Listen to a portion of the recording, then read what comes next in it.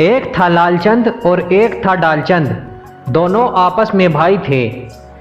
दोनों के घर में आम का एक एक पेड़ था, जिसमें बहुत स्वादिष्ट मीठे आम लगते थे।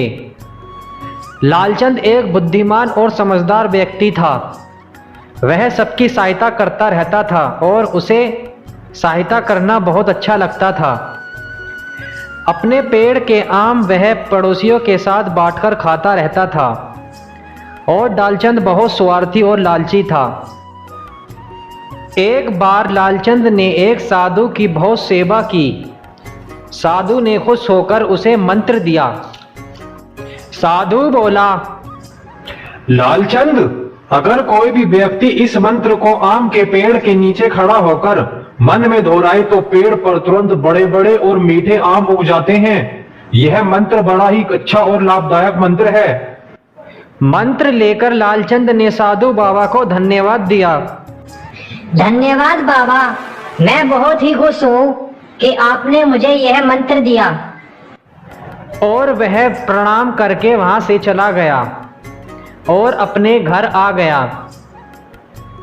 फिर अपने आम के पेड़ के नीचे खड़ा होकर वह मंत्र बोलने लगा। थोड़ी देर बाद यह चमत्कार हो गया और पेड़ पर सचमुच बड़े बड़े और रसीले आम उग आए।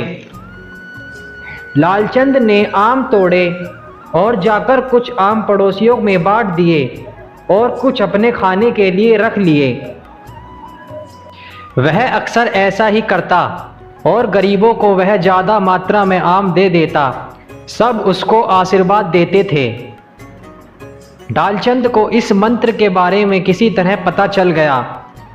वह लालचंद के पास आया और बोला, भैया, क्या तुम मुझे अपना करामती मंत्र बता दोगे? मैं भी आम उगाकर गरीबों के खाने के लिए देना चाहता हूँ। मैं चाहता हूँ कि मैं उनकी सहायता करूँ और उनका आशीर्वाद पाऊँ। लालचंद को डालचंद के लालच के बारे में पता था। उसने मना किया, पर डालचंद ने बहुत विनती की। तब लालचंद ने कहा, मैं तुम्हें मंत्र बता तो दूंगा, लेकिन तुम्हें मुझे एक वचन देना होगा कि तुम ये मंत्र किसी को नहीं बताओगे। मैं आपको वचन देता हूँ। पहले सुन तो लो भाई, क्या वचन देना है। इस मंत्र का प्रयोग तुम अपने स्वार्थ के लिए नहीं करोगे, साथ ही इसका उपयोग से तुम अपना लाभ नहीं सोचोगे। एक और बात, यदि तुमने इस मंत्र के विषय में कोई झूठ बोला तो इसकी शक्ति सदा के लिए चली जाएगी और तुम मंत्र भूल जाओगे। और लालचंद ने उसे मंत्र बता दिया। मंत्र मिलते ही डालचंद के अंदर स्वार्थ और लालच पैदा हो गया। वह मंत्र की सहायता से ढेर सारे आम उगाता था और फिर उनको बाजार में ऊंचे दाम में बेचता।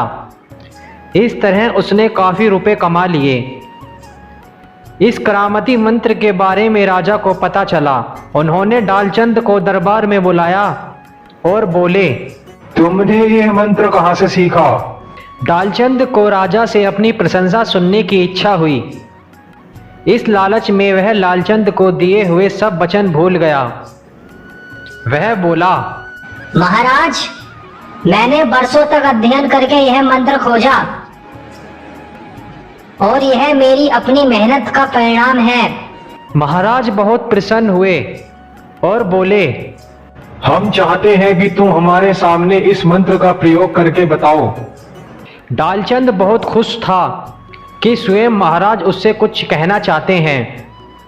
वह बोला, महाराज, आपके बाग का जो सबसे अच्छा आम का पेड़ हो, मुझे वहां ले चलिए और मेरे मंत्र का कमाल देखिए। राजा डालचंद और बहुत से दरबारी पेड़ के नीचे पहुंचे। वे बेसब्री से पेड़ पर आम उगने का इंतजार कर रहे। सबकी दृष्टि ऊपर की ओर थी, आम के पेड़ की ओर।